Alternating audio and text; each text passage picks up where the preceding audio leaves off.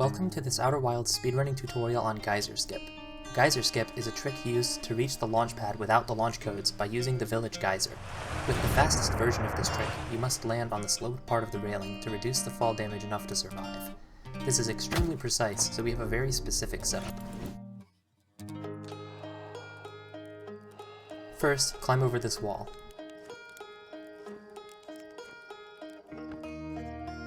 Then, walk as far into this corner as possible. Next, zoom in with the signal scope. Aim so that two lines down from center on the signal scope lines up with the corner. This sets up your viewing angle so the cursor is in the right spot for setting up your position. Once you have the correct angle, move up onto the rim of the geyser without moving the camera. Position your character such that the cursor lines up with this spot where four lines meet. This is the hardest part of the setup to do properly. Once your position is correct, aim the signal scope over at this building. The center of the signal scope should be in the center of this log. Once you have the correct angle, wait for the geyser to erupt. Once it does, hold forward to walk into it. If you go too soon, the trick can fail, but going late is okay.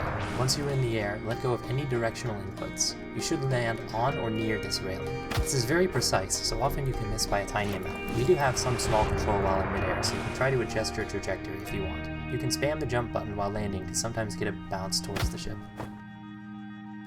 After reaching the launch pad, grab the spacesuit and exit.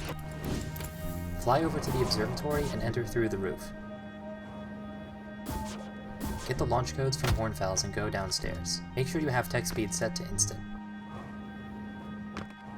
Instead of walking into the cutscene trigger, you can perform mask cutscene storage. Once you enter the trigger for the cutscene, it will wait until you are on the ground to play it. Without touching the ground, fly out the door and back to the launch pad. The cutscene will play when you land. Do not fly or slide into the tractor beam with a mask cutscene storage, or you will get stuck inside the ship.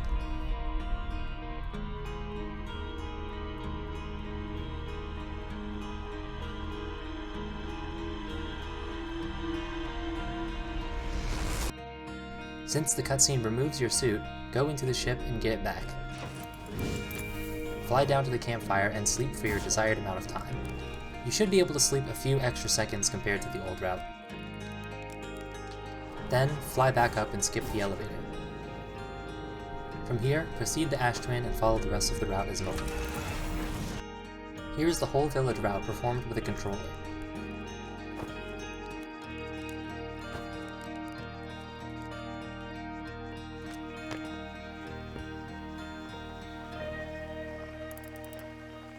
The setup is actually a bit easier, but a joystick is much less precise for getting the straightforward input at the end. Here I use a pause buffer, during which I look at my controller and do as straight up of an angle as I can, then unpause.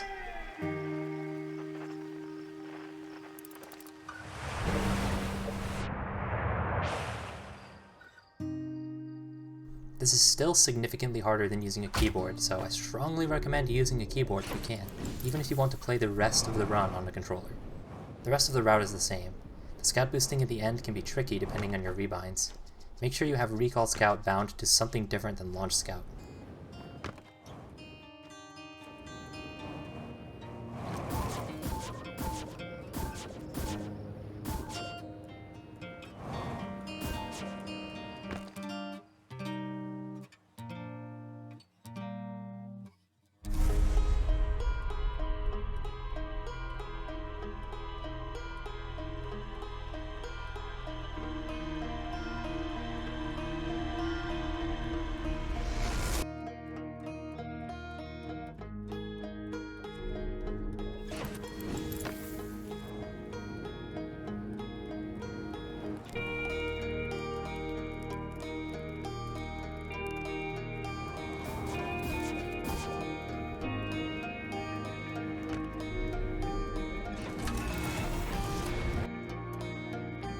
The Geyser Timing will be RNG based if you wake up less than 38 seconds after launching the game.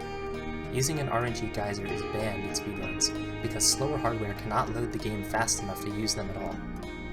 After the game has been running for 38 seconds, the geyser will always be going off when you wake up.